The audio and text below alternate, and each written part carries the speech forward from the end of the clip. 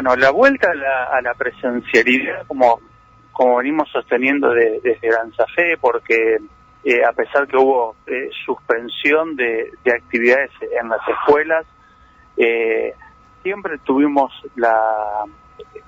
mantuvimos el vínculo pedagógico con nuestras alumnas, con nuestros alumnos, o sea que las clases de distintas maneras se intentaron llevar adelante.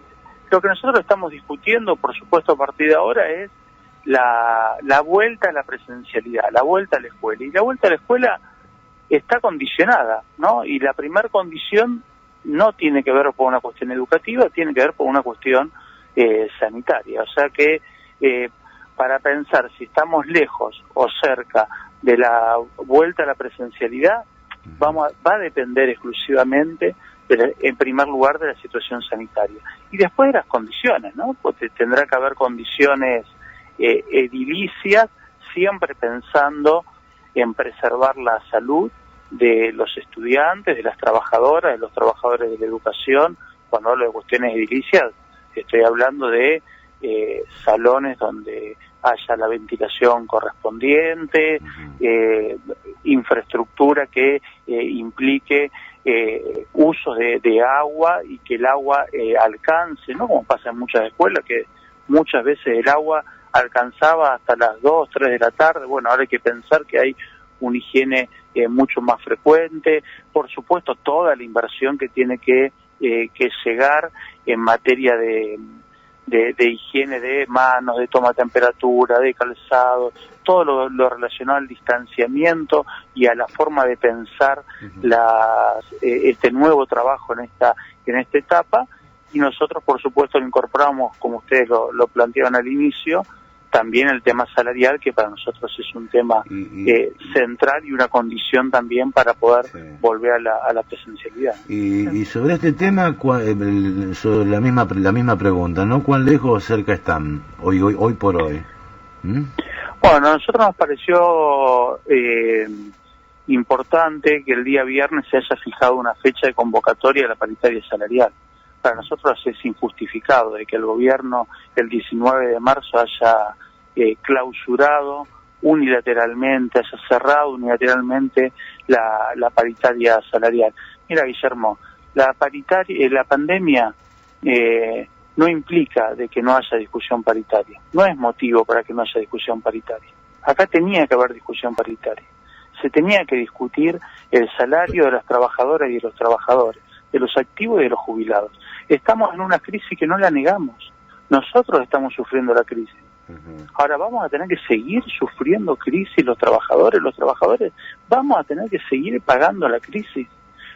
No merecemos un reconocimiento, que muchas veces es un reconocimiento público, porque en muchas conferencias que organizan los funcionarios y hablan del trabajo de los docentes, que es un trabajo a destajo, que hay que discutir este trabajo, porque los docentes estamos trabajando hasta más horas de lo que nos corresponde, donde hay una sobrecarga laboral, sobre cuestiones que no estuvimos formados y que fuimos sobre la marcha organizándonos. Ahora, sobre esto, ese reconocimiento que muchas veces está en palabras, porque ese reconocimiento tampoco va acompañado de un aumento de emergencia para los activos y para los jubilados.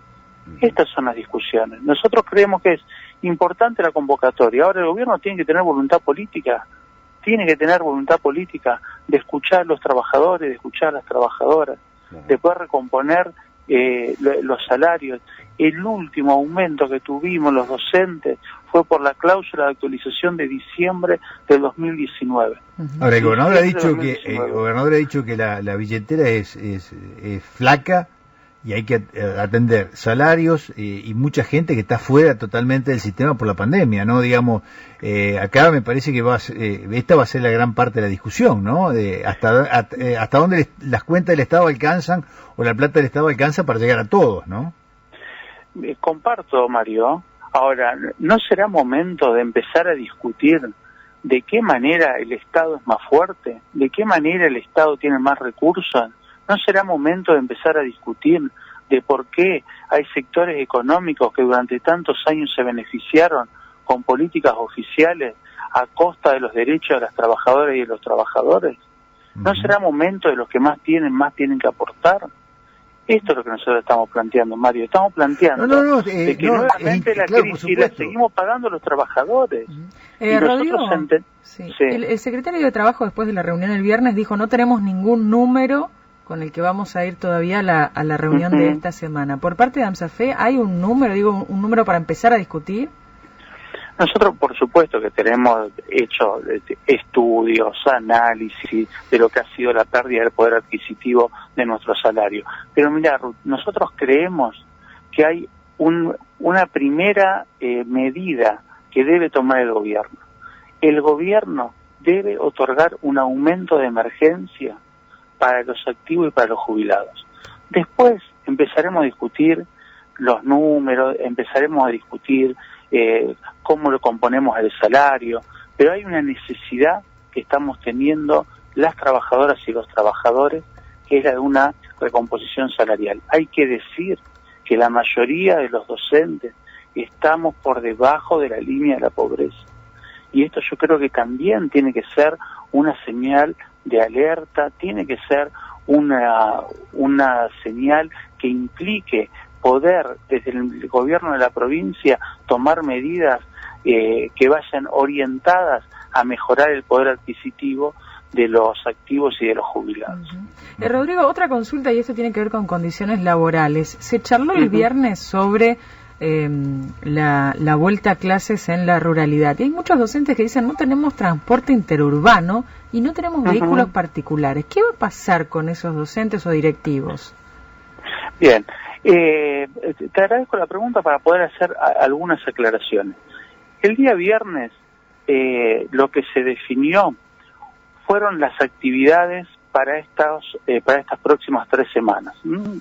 Usted lo decía muy bien al inicio de la nota, lo que es la limpieza de los establecimientos educativos.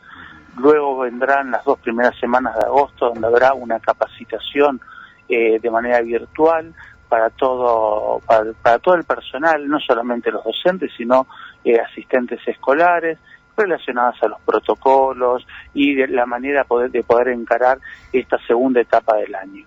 Lo que se habló de manera general es pensar la vuelta a la presencialidad. Ahora, la vuelta a la presencialidad está pensada en localidades pequeñas, donde no haya circulación de virus, que esto es el primer dato importante, y por supuesto en donde los alumnos y los docentes no utilicen transporte público. Por lo tanto, no está previsto que comiencen la presencialidad en aquellos lugares en donde los docentes o los alumnos, para poder llegar a ese establecimiento educativo, lo tienen que hacer a través del transporte público. Por eso lo que se está pensando, y esto va a continuar el próximo miércoles en una discusión sobre las condiciones de trabajo, es empezar a elaborar protocolos que impliquen la vuelta a la presencialidad, siempre teniendo en cuenta algunas condiciones. La primera condición, que no haya circulación de virus. Segunda condición, la no utilización del transporte público, y a partir de ahí ver la inversión que se debe producir en cada uno de los establecimientos educativos para garantizar la salud de los docentes y de los trabajadores, y también discutir la cuestión pedagógica de quiénes serían los grupos prioritarios para volver a la presencialidad. Claro, este es el dato, porque no van a volver todos los chicos juntos. A ver, una escuela que tenga 100 alumnos, ninguna escuela de la provincia van a volver los 7 grados juntos, digamos. Esto está claro ya, me parece. No, claro, exactamente. En primer lugar, lo que se está pensando, que hay como un primer mapeo de 400 escuelas. Te tengo que decir que más de la mitad de esas escuelas tienen menos de 50 alumnos en total.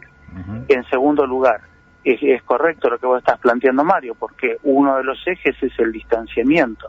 Cuando uno piensa en distanciamiento, esos grados que nosotros estamos acostumbrados a ver, de 30 alumnos, 35, hasta de 40 o más alumnos, eso no va a ser posible. O sea, se va a fragmentar el trabajo presencial con esos grupos de alumnos. Por lo tanto, no van a poder volver todos los grados juntos. Entonces, habrá que buscar qué grados vamos a priorizar para la vuelta a la presencialidad. Y ahí estaría la otra discusión. ¿Qué pasa con los otros, no? Con los otros grados. A esos otros grados, ¿se va a seguir trabajando de esta manera? Nosotros creemos que hay que seguir discutiendo este trabajo virtual que se está llevando adelante. ¿Y en qué sentido? Hay que discutirlo porque hay muchísimos, primero porque hay sobrecarga laboral, segundo porque hay muchísimos problemas de conectividad.